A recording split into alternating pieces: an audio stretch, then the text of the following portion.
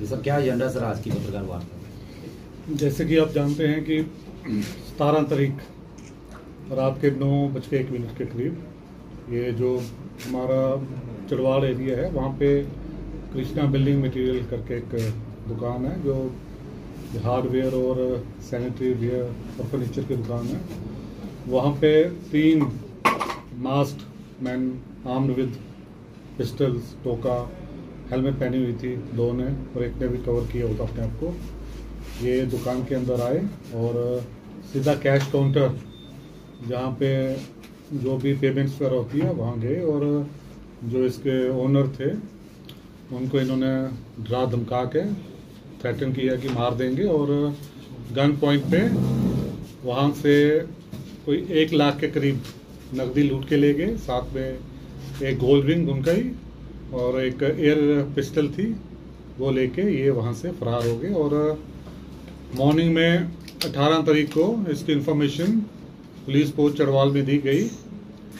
यहाँ से ये FIR लॉन्च की गई और इन्वेस्टिगेशन जो थी वो प्रोसेस जो है सेट इन मोशन किया गया। और चूंकि एक बड़ा सेंसेशनल केस था,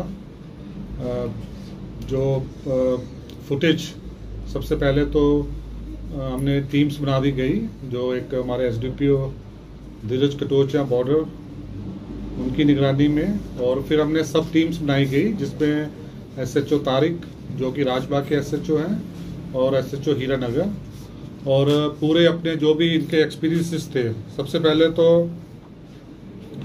ये जो भी हमारे पास टेक्निकल इनपुट्स थी, जो भी डंप डेटा वगैरह था उसको एनालाइज करने का प्रोसेस किया गया और जितने भी CCTV फुटेज, जो भी कैमरास हाईवे पे RTA रूट्स पे थी उसको हमने ये खंगाला और सबसे पहले ये आइडेंटिफिकेशन करने की कोशिश थी कि ये क्या इंटरस्टेट ये डकैत से रॉबर्स हैं जहाँ की विद इन द हमारे अपने ही इलाके के हैं।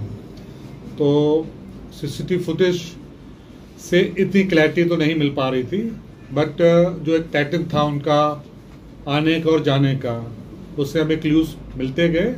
और फिर जो एक हमारा जो पहले भी इस इलाके में सांबा, हमारा ये कठुआ में जो भी हाईवे पे रॉबरीज, बलगरीज, डकैतीज वो ही थी, तो उस पैटर्न को समझते हुए तो हमने जीरोइंग किया 3-4 जो पहले भी केसेस इन केसेस में इन्वॉल्व थे।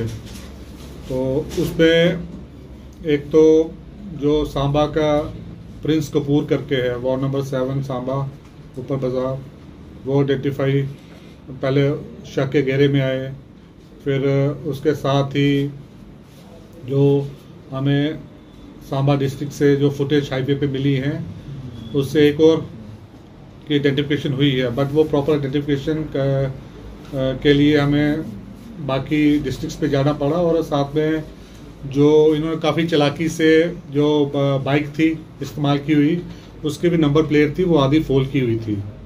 तो अब जिस डिस्ट्रिक्ट का वो उधमपुर डिस्ट्रिक्ट का वो उस पर नेम प्लेट का वो था, तो उस पर वहाँ से ली गई इंफॉर्मेशन और फिर हिट एंड ट्रायल मेथड से हमने कुछ ये नंबर्स थे, रजिस्ट्रेशन नंबर्स, वो भी लिए। तो उसमें फिर हमने एक नंबर को आइडेंटिफाई करके तो कटरा से हमने एक और राकेश कुमार पोनी का रहने वाला है और कुक का काम करता वहाँ होटल पे, तो वहाँ पे रेड किया और उसको वहाँ से अरेस्ट किया। और जो भी उसके डिस्क्लोजर्स वगैरह थे तो उसके बाद में ये आया कि वो भी एक 302 के पर्चे में शामिल था, वो भी हार्डकोर क्रिमिनल था। तो उससे फिर जो भी इंफॉर्मेशन आई है आगे, तो उसके बेसिस पे फिर क्योंकि जो प्रिंस कपूर था वो भी हार्डकोर क्रिमिनल था और ये पंजाब और हिमाचल में भी काफ़ी केसेस में इन्वॉल्व था। हमारे भी जहाँ पे पेट्रोल पंप और और सांबा में भी जो भी रॉबरीज हुई हैं उसमें भी इन्वॉल्व था। तो और वो ये सुनने में आया है, अभी वेरीफाई कर रहे हैं हम कि वो उसका भी अंडर ट्रायल केस चल रहा था, वो पंजाब हिमाचल कहीं से वो भागा हुआ है, फरार है अभी। इवन कठुआ में भी हमने उसको एक्सपाउंडेड डिक्लेयर किया हुआ है अपने केस में। तो वो यहाँ से सांबा में रख बटाली, तो पंडोर, तो वहाँ पे उसने एक मकान खरीदा हुआ था, तो उसमें ही अपने वो जो भी फरारी के दिन काट रहा था। और उसको फिर हमने, क्योंकि वो एक रेजिडेंशियल एरिया था, तो बड़े काफ़ी हमारे टीम ने होशियारी से प्रोफेशनल वे में उसको ट्रैक किया और उसको दबोच लिया गया। और उससे हमें 2 pistols with live rounds, 23 live rounds थे, 4 मैगजीन्स थी, और जो कैश था वो 40,000 के करीब कैश वो अभी तक रिकवर हुआ है। बाइक का जो भी उसने अभी डिस्क्लोजर किए हैं, बाइक उसने कहीं पंजाब साइड, उसको जब उन्होंने देखा कि ये पूरा सोशल मीडिया पे फुटेज सर्कुलेट हो रही है, तो उसने वहीं पे चाबी के समेत ही वहाँ कर दिया। तो सर्च हमने किया, हो सकता है कि वहाँ से वो चोरी हो गया हुआ है। और तीसरा जो इसमें इन्वॉल्व था साहिल कृष्णा का, वो अभी भी ये अरेस्ट नहीं हो पाया है, तो उसको भी हम चंद दिनों में अरेस्ट कर लेंगे। ये पिस्टल सर बताइए आपने, इंडियन मेड है ना? ये पिस्टल जो है इंडियन मेड ही है पिस्टल्स। अभी उनकी वेरिफिकेशन चल रही है, तो वो देख लेंगे। मेरे ख्याल से राजस्थान साइड से बनी हुई है। काफ़ी सारे मोबाइल्स और कुछ इक्विपमेंट्स भी पकड़े हैं। सिर्फ डकैती ही इनका जो मेन पेशा था, या इसके अलावा और भी ड्रग्स वगैरह में भी इन्वॉल्वमेंट इनकी रही है केसेस में? जो अभी तक केसेस, जो हमारे केसेस थे उसमें तो ये रॉबरी थी, और पुराने केसेस सिदड़ा में भी इसने केस में इन्वॉल्व है, और डकैत पंजाब साइड से अभी हम ले लेंगे इन्फॉर्मेशन। तो ये तो क्लियर है कि ये प्रोफेशनल रॉबर्स डकैत्स थे। और बाकी एनडीपीएस जो इन केसेस में उनकी क्या इन्वॉल्वमेंट है, वो हम इंफॉर्मेशन गैदर कर रहे हैं। तेजदार हथियार भी इनके पास था। तो क्या लगता है कि वो डराने का ही प्रयास था, या फिर ये जानलेवा हमला भी कर सकते थे, जैसा आपने पहले कहा कि एक जो है वो 302 में भी?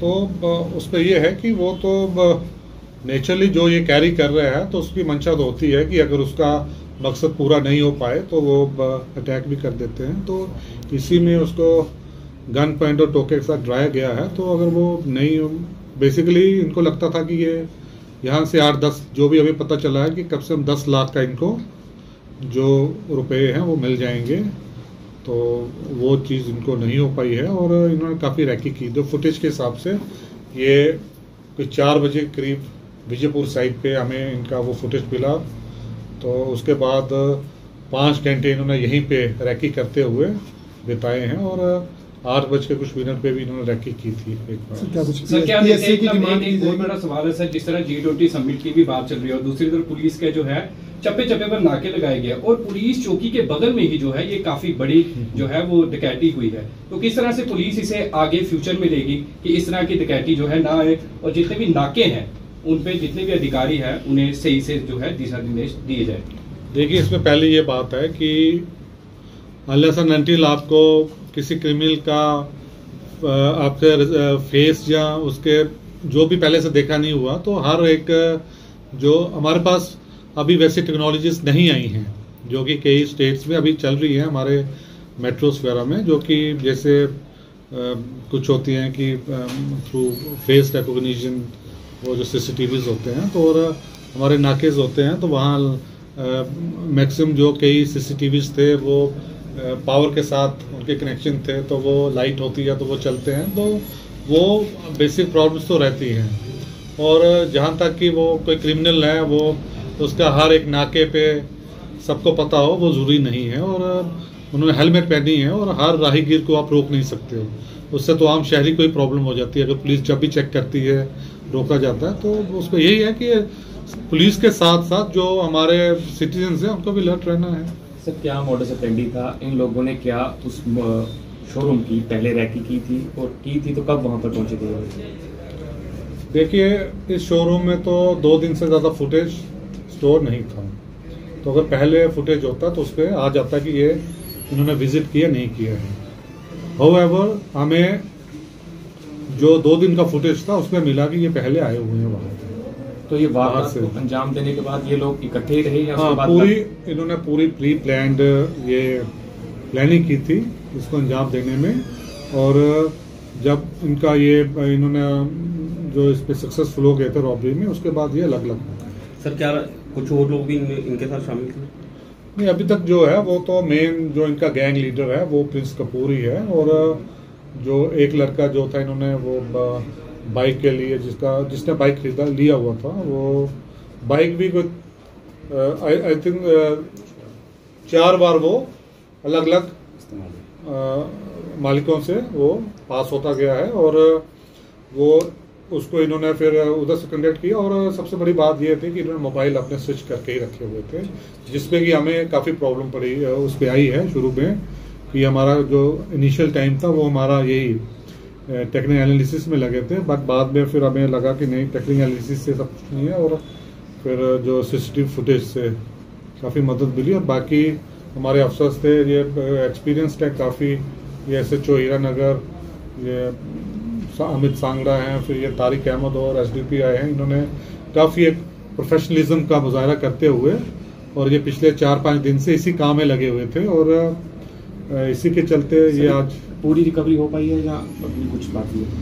अभी क्योंकि जो ये ओनर्स थे इनसे हम फिर से कंफर्म करेंगे, क्योंकि जो ये हैं ये तो कह रहे हैं 45,000 ही हमें आया। और सर गोल्ड रिंग भी बताई जा रही है, गोल्ड रिंग का भी हम कर रहे हैं, अभी इन्होंने अभी माना नहीं है, ये कह रहे हैं गोल्ड रिंग जो है गिर गई होगी उधर से। सर लुटेरों ने एक स्पेसिफिक शोरूम को जो है वो निशाना बनाया, यहाँ पर काफी ज्यादा शोरूम है, तो क्या कोई इन्वेस्टिगेशन में ऐसा पता लगा है कि जो शोरूम के मालिक है उनके साथ कोई किसी की पुरानी कोई ऐसी इस तरह की कोई खुंदक कह लीजिए, कोई इस तरह की कोई वारदात, क्योंकि एक स्पेसिफिक शोरूम को वो भी सांबे से उठकर जो है यहाँ पर आकर निशाना बनाना, ये तो जांच का विषय है, और इस पहलू पे भी हम जांच कर रहे हैं। क्या इसको जो डकैत थे इन्होंने इस शोरूम, क्योंकि ये तरह नाले के बिल्कुल किनारे पे था और मार्केट से हटके था, सॉफ्ट टारगेट समझा होगा अपना, तभी इसको बिल्कुल वो भी हो सकता है, बिल्कुल, क्योंकि वो एक तो इतना ज़्यादा लाइटेड एरिया नहीं है, और आसपास दुकान भी नहीं है कोई, और पुलिस का जो ठीक है पुलिस की चौकी है, पर पुलिस की चौकी जो है वो काफ़ी नीचे है,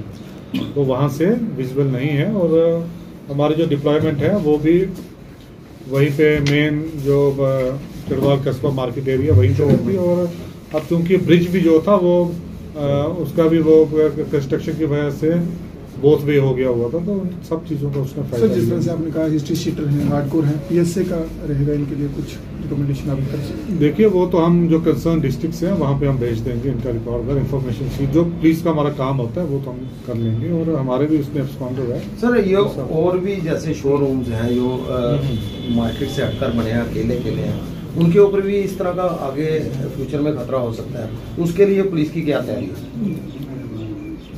देखिए इस पे ऐसा है कि हम पहले से ही, चाहे वो रेजिडेंशियल एरियाज हैं, चाहे वो हाईवेज पे टाउन्स हैं, बड़े बड़े शोरूम्स हैं, शॉप्स हैं, उनसे हम यही रिक्वेस्ट कर रहे हैं काफ़ी पिछले 3-4 महीने से कि काइंडली आप CCTV फुटेज, CCTV कैमरास अपने, एक तो जो भी आपके शोरूम्स है, शॉप्स है, उस पर तो लगाइए, बट एक कैमरे का मुंह जो है फिर वो करके वो आप हाईवे रोड की तरफ लगा लीजिए, क्योंकि अगर आप सारे के सारे कैमरे अंदर ही आप लगा लेंगे तो वो जो भी क्रिमिनल आता है वो किस साइड गया है उसकी वो हेल्प नहीं हो पाएगी।